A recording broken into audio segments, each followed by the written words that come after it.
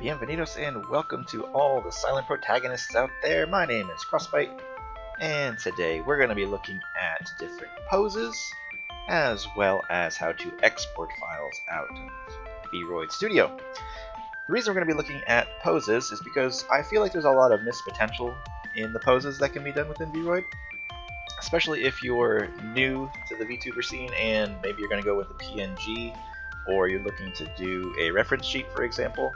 Or you just want to do some silly stuff and have some goofy poses. Maybe throw in some interesting backgrounds or something. So that's what we're going to be looking at today. So go ahead and open up VRoid Studio, of course. Load in your character of choice. And then from there, we're going to be going up to the camera and exporter section. Once you're in there, a couple things I like to do is uncheck auto blink, and you may also want to uncheck look at camera depending on the pose.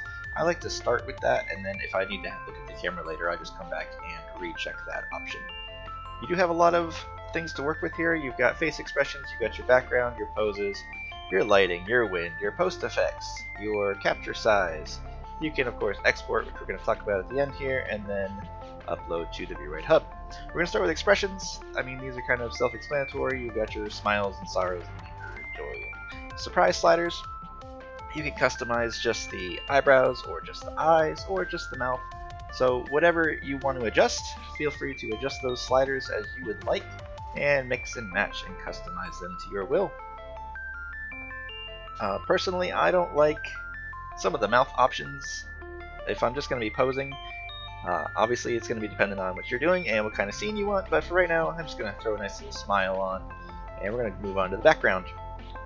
If you're going to be doing a green screen type of thing in video editing or photo editing software, go ahead and make sure you go with a very solid color.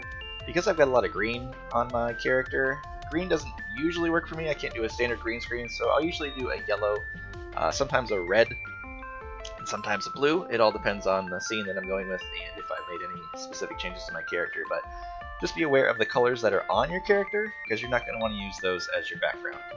I am going to go ahead and just load in a background that I've created here, just for this scene, and we're going to go on to the poses. By default, if you're male or female, it's going to let you choose from a default list of poses. And I'm going to go ahead and just pick a pose for right now. I'm going to go back to my face expression, and I am going to look at the camera, but he's not quite looking where I want, so I'm just going to turn that back off and make a little adjustment.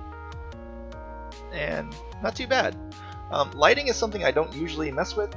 I'm going to just quickly show you kind of how this looks. If you do want to mess with lighting, you can adjust the colors, and you have intensity and all that kind of stuff, altitude, things like that. Feel free to mess with those if you would like, but generally for the standards kind of scenes, I don't mess with those. Wind is very interesting, and you can get some interesting effects with that. It is going to primarily mess with your hair, especially if you've got bones in it, and any flappy bits on your outfit, such as hoods, or if you've got a flowy dress, it's going to mess with your dress. And you can move it in all three directions, X, Y, and Z. But you'll notice I've adjusted those sliders and nothing's happening. It's because my scene is not actually playing. You actually have to click play for your pose, and then the wind will work. And once you've got the pose you've got, and your wind is up to where you'd like it, then you can hit stop, and then you'll get the scene that you want. So keep that in mind. We're going to move on to post effects, and I always recommend having anti-aliasing on. Low or high is fine. It's going to be your preference. It's going to give you a better image overall. Bloom is an acquired taste, I think.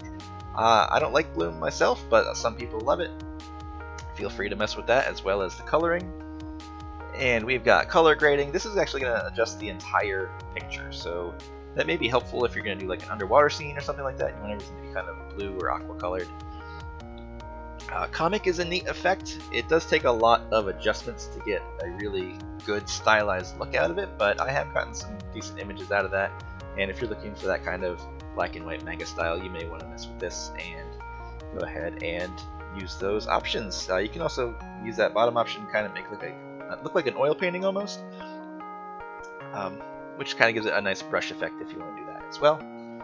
And last but not least, we've got blur, and this gives you some crazy effects depending on which way you want to go. It also kind of, you can see at the bottom there, it's kind of messing with my image, especially with the anti-aliasing on. That's going to mess with some stuff as well, which I'm going to talk about. Capture size, obviously, You can do higher res, lower res pictures if you're going to capture these still images we're talking about here. But again, make sure your anti-aliasing is on before you hit that capture button if you want to have the cleanest looking photos. When you hit capture, make sure that you save it somewhere that you can get to it, of course, and you can always take different poses and take different photos. So from the drop down here, you can see I just switched it to female animation because I have the ability to do that, and just choose a female pose if I so chose, and again vice versa, if you're a female you can hit that drop down, change it to a male pose if you'd like. So that's up to you, however you want to do it. And last in that drop down is just pose, and this is where you can really customize things. There are some default poses already built into the system, so you can use those as kind of a baseline, and then use the adjustment points that are all over your character to kind of move the hands around, the arms, the head, legs. So let's say I like this pose, but I don't like the way he's looking. I can just grab those adjustment points, move his head around, move the hands around. So using that third option, just the pose option, gives you a lot of freedom. And you can also adjust the hands specifically, so left hand or right hand, and you can set things like grip or open hand or natural hand or whatever you'd like. So I'm going to pretend I'm fighting with a giant bug on the ceiling fan or something like that. So let's go ahead and I'm gonna choose a point. I'm gonna point at it, and I got a fist ready. I'm a little concerned, and I think that's pretty good. Because I'm choosing a still pose, it is still technically playing, so I can turn on the wind, but you can see the anti-aliasing is making my eyes kind of bobble around. So not what I wanted. So I'm going to turn off the anti-aliasing till I get the wind effect I'm looking for. So I'm just going to mess with that a little bit, just for fun. And then I'm going to stop it. So this is the still image I'm going to want. But of course I'm going to turn my anti-aliasing back on before I hit capture. And again, save that somewhere that I would like. And that's pretty much it for the poses. Last, we're just going to move on to export real quick. And I want to touch on this because something that's kind of overlooked is you can really compress your model down if you'd like to. Take note of the triangles number up at the very top. So it tells you how many triangles your model is composed of, how many materials, and how many bones. And as I'm cranking up these sliders, you can see my model is getting really blocky looking. It doesn't get to like a super low poly count, but you can cut it down to about half, sometimes more depending on how your character is laid out. So if I really want to just crunch it down, or my computer just can't handle, you know, the high polygon count or all the hairs that I've added, or if you're making a model for a friend, for example, this is a good way to just crank down the polygon count if their computer can't handle what you're sending over to them.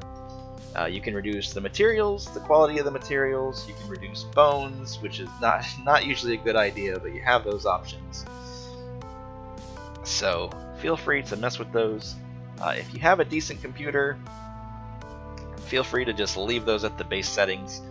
You may want to uncheck or check enable hair combination. That's dependent on if you're going to be adding hair as accessories, so things like tails and things like that. If you're going to export those to Unity or something, that's a topic for a different video, but that's why that checkbox is there.